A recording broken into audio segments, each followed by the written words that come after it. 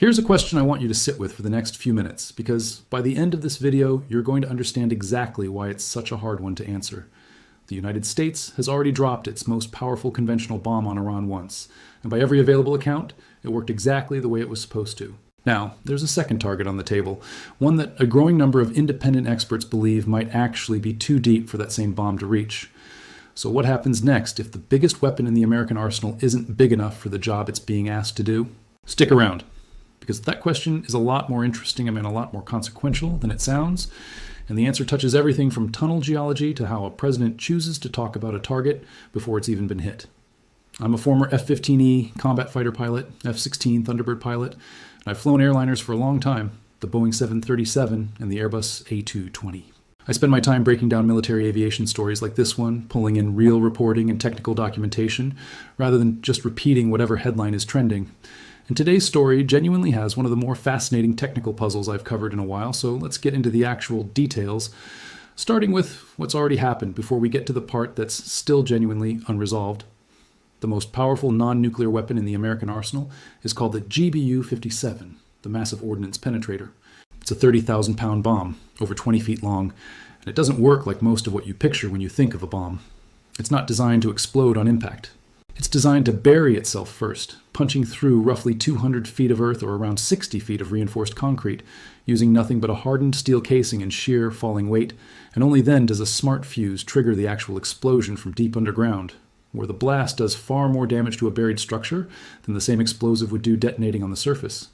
The fuse itself is genuinely clever. It can actually count the layers it passes through as it drills down, sensing when it's crossed from solid rock into open void space inside a tunnel or bunker. So the detonation happens exactly where it'll do the most damage, rather than wherever the bomb happens, to physically stop. There's exactly one aircraft on the planet that can carry it, the B-2 Spirit stealth bomber, because nothing else is large enough or stealthy enough to deliver a weapon that size into contested airspace and get out again. This bomb has already been used against Iran once, in a mission that basically wrote the playbook for everything that's happened since. In June of last year, 7 B-2 bombers flew all the way from Whiteman Air Force Base in Missouri, a round trip covering something like 12,000 to 14,000 miles and well over 30 hours in the air with multiple aerial refuelings along the way, to strike Iran's Fordo and Natanz nuclear enrichment sites that had been considered essentially untouchable throughout an entire preceding week of Israeli strikes against Iran. 6 of those bombers dropped 12 total MOPs on Fordo specifically, aimed at this facility's ventilation shafts, with each successive bomb burrowing deeper into the same impact point before the next one followed it down, essentially drilling a compound hole through solid rock one bomb at a time. A 7th bomber dropped 2 more on Natanz. That mission had a call sign, Operation Midnight Hammer, and it was the first time this weapon had ever been used in actual combat after roughly 2 decades of development, specifically built around defeating exactly this kind of target. A program that traced its origins back to lessons learned from bomb damage assessments in the Iraq War, when existing bunker busters at the time simply weren't penetrating deep enough against certain fortified facilities. It didn't stop there either. Earlier this year, once the broader war between the US, Israel, and Iran kicked off in February, this same weapon showed up again, this time striking an underground Islamic Revolutionary Guard Corps headquarters complex near Tehran in early April, ordered by the commander of US Central Command in the middle of a search and rescue operation for a downed F-15E crew, specifically to relieve pressure on the rescue teams working on the ground. 2 B-2s flew that mission too, and the target, by most reporting, was destroyed outright, with no lingering ambiguity about the outcome the way there sometimes is with a strike this deep underground. That same operation also saw B-1 Lancer bombers dropping roughly 2,000-pound class bombs separately, aimed at pushing Iranian ground forces away from the rescue site rather than the underground complex itself, which tells you something worth understanding about how these missions actually get planned in practice. The heaviest, most specialized weapon in the entire arsenal goes after the one specific target that genuinely needs it, while more common, more expendable munitions handle everything else happening around it at the same time. A division of labor that keeps the rarest asset focused on exactly the job only it can do. So heading into this month, the pattern was already established. When Iran builds something deep enough that nothing else can reach it, the US sends B-2s and MOPs, and so far, every single time, it's worked. Which brings us to the actual reason I wanted to make this video, because that streak might be about to run into a problem it's never faced before. There's a site in Iran called Pickaxe Mountain, officially known as Ku-e Kolang-Gazla, sitting a little over a mile south of the Natanz nuclear complex in Isfahan province, tucked into the Zagros mountain range. It wasn't part of last year's Fordo and Natanz strike package. It's never been accessed by International Atomic Energy Agency inspectors, meaning there's no independent on-the-ground verification of what's actually inside, only outside analysis based on satellite imagery and inference. And that satellite imagery, reviewed by multiple outlets including the Washington Post, shows construction there has continued right through this entire war. New security walls, reinforced tunnel entrances, fresh excavation, heavy equipment still actively moving material as recently as this spring, even while the rest of the country was absorbing airstrikes on nearly every other piece of nuclear infrastructure it has. Analysts believe Iran is using the site to expand its centrifuge assembly capacity, replacing capability that was damaged in earlier strikes at Natanz and elsewhere, and some experts have raised the possibility, without public confirmation, that Iran may have moved part of its stockpile of 60% enriched uranium there specifically because it's harder to reach than anywhere else in the country. If that's true, and again, nobody has confirmed it, it would make Pickaxe Mountain not just a construction project, but potentially the single most strategically important nuclear site Iran currently has left standing. Here's the part that makes this genuinely different from every other target we've talked about so far. Trump named Pickaxe Mountain directly in a radio interview this week, talking about the possibility of what he called a nice big shot right in the front door. That interview was with a national radio host, and it came just hours after Trump had already announced the reinstatement of the naval blockade in the Strait of Hormuz. And while American forces were actively launching a new round of strikes elsewhere in the country, so this wasn't an offhand comment made in isolation, it landed in the middle of an already escalating week, sandwiched between two other major military and economic pressure moves rather than standing alone. And almost immediately, munitions experts pushed back on the premise. The tunnel complex under Pickaxe Mountain is estimated to sit somewhere between 260 and 330 feet underground, buried under granite that's considerably harder to penetrate than the softer rock and reinforced concrete found at Fordo. And some assessments put the effective burial depth at closer to 2,000 feet once you account for the mountain's full geology above the actual tunnel network. Compare that to the GBU-57's rated penetration of around 200 feet of reinforced concrete, and you can see exactly why analysts have spent years, going back well before this current war even started, describing this specific site as sitting beyond the reach of even the most powerful conventional bunker Buster America has. One analyst at the Open Nuclear Network put it about as clearly as I've seen anywhere: there's a real tension between maximalist promises to take out the mountain and the far more uncertain reality of what conventional weapons can actually achieve against it. He also flagged a second, less discussed risk that any strike attempt against a facility this sensitive could further undermine what little international oversight of Iran's nuclear program still exists, while simultaneously raising the odds of wider regional escalation regardless of whether the strike actually succeeds. That's not a fringe opinion either. It's close to the consensus view among people who've studied this exact site for years, not a single outlier take from one skeptical analyst trying to make headlines. Even the head of the Institute for Science and International Security, writing about Fordo years before this current war even started, back in a 2022 report, noted that facility was already considered too deeply buried to easily destroy from the air, and by every available estimate, Pickaxe Mountain sits even deeper than that, deeper, harder rock, and with far less external verification of what's actually down there in the first place. When multiple independent research groups, working from separate satellite feeds and separate methodologies, keep landing on roughly the same depth estimate, that convergence is usually a pretty strong signal the underlying number is close to right, even without anyone having direct physical access to confirm it. And it's exactly the kind of independent corroboration that makes a claim worth taking seriously rather than dismissing as speculation. So what actually happens if the order comes down to strike a target that might genuinely be beyond your best weapon's reach? This is not a hypothetical military planners get to avoid answering. Someone has to actually decide, and soon, given how publicly this target has already been named. There are really only a couple of realistic paths, and I want to walk through both, because I think this is where the story gets genuinely interesting instead of just being another headline about a scary bomb. The first option is the one munitions specialists call a layered strike, dropping a second MOP into essentially the same impact crater the first one just created, letting it drill further down through the hole that's already been carved out before. It detonates even deeper than the first bomb managed alone. Think of it less like one hammer blow and more like a series of hammer blows landing in exactly the same spot, each one going a little further than the last. This isn't theoretical, it's exactly what happened at Fordo last year, where 6 separate bombs were walked into the same 2 ventilation shafts in sequence, specifically to maximize cumulative depth, rather than spreading 12 bombs across 12 different impact points. The problem is precision.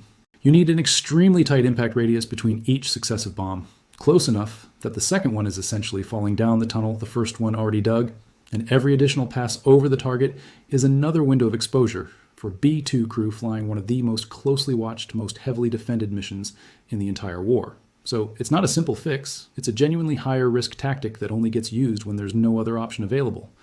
The second possibility is a lot less satisfying to talk about, which is that even a direct, well-executed strike might only partially damage what's under that mountain rather than destroying it outright. And Iran would then have both the motive and the excuse to rebuild deeper, faster, and with even more secrecy than before. And that raises a question I don't think gets asked enough in the coverage of this story. What happens politically and militarily if the strike doesn't fully succeed? Does that get treated as sufficient disruption on its own, enough to claim a win and move toward negotiation? Or does it become the argument for building something even bigger than the GBU-57? A weapon that doesn't exist yet, specifically to finish the job the current one couldn't quite complete? There's also a quieter possibility worth naming, that a partial strike gets treated publicly as a full success regardless of the actual underground damage, simply because there's no independent inspector access to verify otherwise, which is exactly the kind of ambiguity that tends to fuel years of ongoing dispute rather than resolve anything cleanly. The way Fordo's true post-strike condition is still debated by outside analysts more than a year later. I don't have a confident answer for you here, and I don't think anyone honestly does yet, but it's worth sitting with, because it's a genuinely different kind of question than anything the earlier strikes in this war have forced onto the table, one about the limits of what force alone can guarantee rather than just whether force gets used at all. Let's talk about what it actually takes to fly one of these missions in the first place, because I think this gets lost in a lot of the coverage. Every single GBU-57 strike requires B-2s flying out of Missouri, which means round-trip missions in the range of 30-plus hours in the air, multiple aerial refuelings, and an enormous logistics chain of tankers supporting the route the entire way, rather than launching from a base already sitting somewhere in the region. The B-2 fleet itself is genuinely small, a couple dozen airframes total. It's the only aircraft on Earth stealthy enough and large enough to carry this weapon into heavily defended airspace and make it back out. That stealth piece isn't incidental either. It's the entire reason the platform was chosen for this weapon in the first place. A target this sensitive is going to be protected by layered air defenses, and a non-stealth aircraft simply wouldn't survive the approach the way the B-2 is designed to. Compare that to more common weapons like the GBU-72, a 5,000-pound class bunker buster that's been used against Iranian coastal missile sites earlier this year, or the 2,000-pound GBU-31 used against ammunition depots, both of which can be carried by a much wider range of aircraft, F-15Es, B-1s, B-52s, without anywhere near the same extraordinary mission profile or survivability requirement. So every time you hear about a GBU-57 specifically, you're looking at a fundamentally different category of operation than almost anything else happening in this war. And that scarcity is part of why the Pickaxe Mountain question carries so much weight. There simply isn't a deep bench of alternative options sitting behind this one weapon. And there isn't a second platform waiting in reserve if the B-2 fleet ever needs a break, which puts an enormous amount of pressure on a genuinely small number of crews and airframes every single time this specific weapon gets called into service. I want to flag something else too, because I think it matters for understanding why this particular target has generated so much more public conversation than a lot of the other strikes I've covered recently. Naming a specific target out loud in a radio interview before anything has actually happened is itself a form of pressure. It puts Iran on notice and creates an incentive for renewed negotiation before any bomb ever falls. It's a genuinely different communication strategy than quietly building a target package and executing it, and it comes with real trade-offs either way. But it also means that if a strike does eventually happen there and it doesn't fully succeed, that's now a public specific claim that will get measured directly against the actual outcome in a way most strikes in this war never have been. There's no walking back a promise about a nice big shot right in the front door if the front door turns out to be further away than expected. Historically, a lot of these target sets only get confirmed after the fact, not floated ahead of time as a threat. So whether this is a deliberate pressure tactic aimed at forcing Iran back to the table, or just unusually candid public communication in the moment, it's a genuinely different approach than what we've seen through the rest of this conflict. And I think that alone is worth watching closely over the next few weeks, because it changes the political stakes of the strike itself, not just the military ones. It also raises the interesting possibility that the goal here was never actually to strike the mountain at all, but to use the threat of striking it as leverage in which case success looks less like a bomb dropping and more like a phone call between negotiators, a much quieter and far less dramatic outcome than anything the headlines this week have been suggesting. Now, before you take any of this as certain, I want to give you the same caution I try to build into every one of these breakdowns, because on a story like this, it genuinely matters more than usual. A lot of the specific numbers floating around online right now, exact burial depths, exact uranium stockpile locations, exact timelines for when a strike might happen, are estimates from satellite imagery analysis and unnamed sources, not confirmed operational facts, and with zero IAEA access to the site, there's no independent ground truth to check any of it against. Reputable outlets and analysts are consistent on the broad strokes. This site is deeper than Fordow, and genuinely difficult for even the best conventional weapon to guarantee destroying. But the more specific a claim gets, an exact number of feet, an exact date, an exact list of what's stored inside, the more skeptical you should be until it's independently corroborated by more than one source.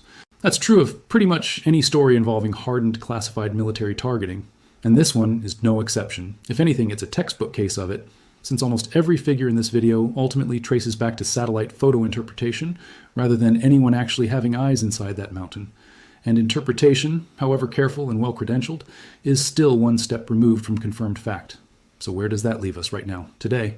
The United States has already proven twice that its most powerful bunker buster works exactly as designed against deeply buried Iranian targets, first at Fordow and Natanz last year, then against an underground IRGC headquarters near Tehran earlier this spring.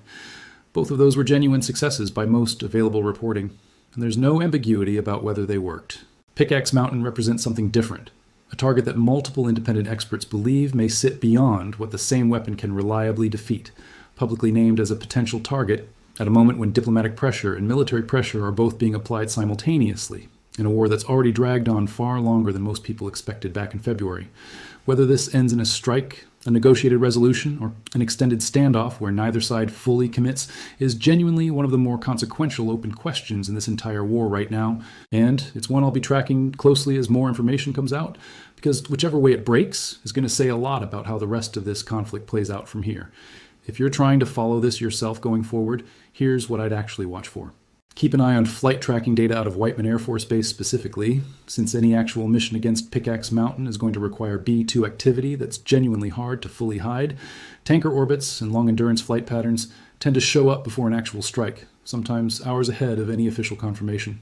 Watch satellite imagery updates from groups like the Institute for Science and International Security, who've been tracking construction at this site for years and tend to publish fast when something changes, whether that's new excavation, new hardening, or the kind of sudden equipment pullback that sometimes signals a site is being prepared for something. And watch whether Iran makes any diplomatic move at all in the coming days, because if this public naming of the target really is meant as pressure rather than a genuine operational plan, a shift back toward the negotiating table would be the clearest sign that the pressure worked exactly as intended. And honestly, that would be the outcome most people on every side of this should probably be hoping for. All right, 3 things before you go, because I want you to actually get something out of this beyond just watching. And each one of these takes about 5 seconds. First, if breakdowns like this, actually walking through the engineering and the strategy behind a story instead of just reacting to a scary headline, are useful to you, subscribe and turn notifications on right now before you move to the next video, because this specific story is genuinely still developing, and I don't want you to miss it when it does. This is exactly the kind of thing that could break wide open with almost no warning. Second, drop a comment right now before you forget, and tell me whether you think a strike on Pickaxe Mountain actually happens in the next few weeks, or whether this ends up being resolved diplomatically instead. I read every single one of these, and I'm genuinely curious where this audience lands on it, and it helps me figure out what to dig into next. And third, if this is the first video you've watched on this specific war, go check out the breakdown covering how the GBU-57 and its smaller siblings have actually been used across this entire conflict from the very beginning. It'll give you the full picture that makes everything in this video make even more sense. The two really work best watched together, back to back. Thanks for sticking with me through this one. It's a genuinely complicated story, and I think it's exactly the kind worth taking the time to actually understand instead of just skimming a headline about it. Stay safe out there, and I'll see you in the next one.